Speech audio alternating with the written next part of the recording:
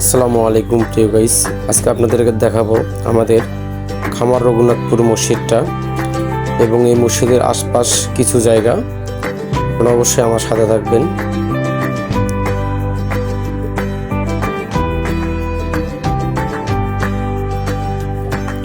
এইটা আমাদের বাড়ির এলাকা, অনেক সুন্দর দেখতে। আর আপনাদেরকে দেখাচ্ছি, ওই দেখা যাচ্ছে প্রাইমারি স্কুল আর এই সবুজ মাঠ। এই সোনার বাংলার সবুজ মাঠ দেখতে অনেক ভালো লাগে, তো আপনারা সবাই দেখবেন, খুব ভালো লাগতেছে। আর দেখা যাচ্ছে পাওয়ার প্ল্যান্ট, আবার দেখা যাচ্ছে আমাদের শীতলি বাঁশের তল, যেটা আপনারা জানেন। আর কিছু দেখাচ্ছে আপনাদেরকে এই দুপুরবেলার কিছু মেঘ ভেসে বেড়াচ্ছে, খুব ভালো লাগবে। ধন্যবাদ সবাইকে, ভালো থাকবেন।